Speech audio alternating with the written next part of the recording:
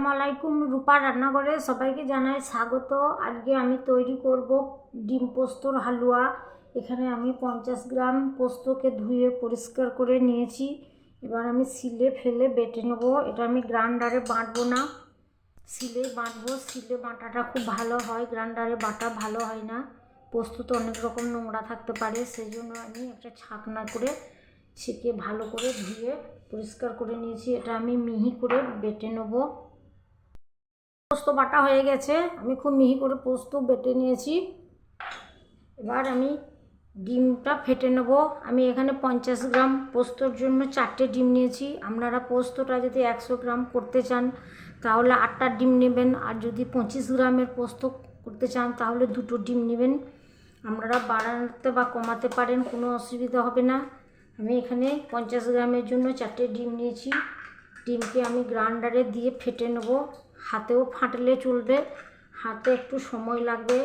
গ্রাইন্ডারে ভালো করে ফাটলে দানাটাও ভালো হবে, হালুয়ার খেতে ভালো লাগবে, মোলাম হবে, পোস্তর সঙ্গে মিশে যাবে। যত ফাটবেন তত ভালো লাগবে খেতে। আমি গ্রাইন্ডারে দিয়ে ভালো করে ফেটে নেব। এবার চুলার মধ্যে আমি এখানে 1 কিলো দুধকে মেরে, এই দেখুন একদম কত ঘন করেছি, দেখে বুঝতে পারছেন, চামচে লেগে যাচ্ছে। এরকম করে ঘন করে নিতে হবে। দুধটা খুবই ঘন নিলে হালুয়াটা খুব ভালো হবে। আমি এবার গ্যাসের চুলাটাকে মিডিয়ামে করে দিয়েছি। এর মধ্যে আমি একে একে দিয়ে দিচ্ছি পোস্ত বাটা।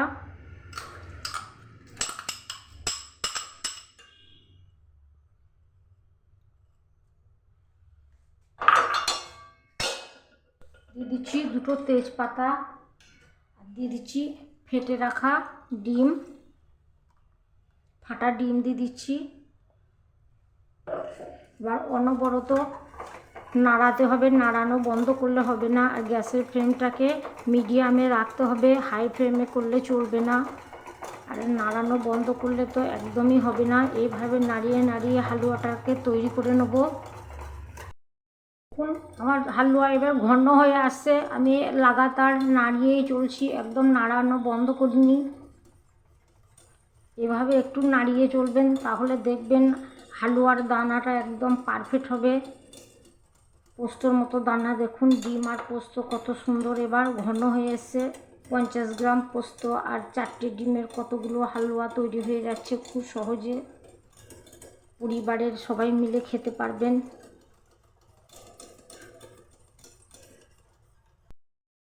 আমার হালুয়ার দানা বেঁধে গেছে, দেখুন কত সুন্দর আমার দানা বেঁধে গেছে। এবার আমি এই অবস্থায় দিয়ে দিচ্ছি চিনি। চিনি দিয়ে আমি ভালো করে আবার নাড়াতে থাকবো। এবার আমি দিয়ে দিচ্ছি 4-5টা ছোট এলাচ আর দারচিনিকে থেতো করে নিয়েছি সেটা।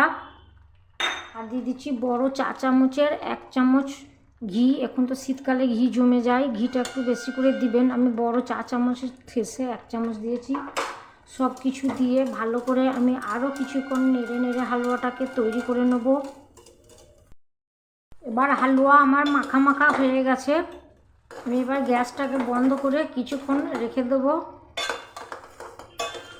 এবার আমার রসটা, যেটুকু রস আছে এটা টেনে যাবে, আর মারবো না। বেশি মারলে আবার টান টান শুকনো হয়ে যেতে পারে, একটু রসালোই হবে। আমার তৈরি হয়ে গেল ডিম আর পোস্তর হালুয়া। দেখুন কত সুন্দর, একদম ঝরঝরে দানা দানা পোস্তর মতো হয়েছে। দেখুন, না করলে আপনারা বিশ্বাসই করতে পারবেন না যে এরকম একটা ডিম আর পোস্ত দিয়ে একটা সুন্দর হালুয়া তৈরি হয়। আপনারা একদম মিস করবেন না। এটা আপনারা রুটি, পরোটা, লুচি, নান রুটি সমস্ত কিছুই দিয়ে আপনারা খেতে পারবেন। বাচ্চার ছোট থেকে বড় সবাই খুবই পছন্দ করবে। অফিসের টিফিনেও দিতে পারবেন, বাচ্চাদের স্কুলের টিফিনেও দিতে পারবেন।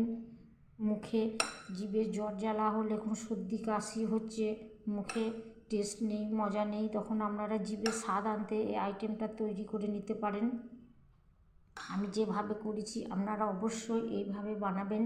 পরিমাণটা একদম মেপে মেপেই করে করবেন। আজকে আমার হালুয়াটা যদি ভালো লেগে থাকে তাহলে আমার চ্যানেলটি সাবস্ক্রাইব করে আমাকে সাপোর্ট করুন। সবাই ভালো থাকুন, সুস্থ থাকুন, আর রূপার রান্নাঘরের সঙ্গে থাকুন। আজকের মতো আসি, আল্লাহ হাফেজ।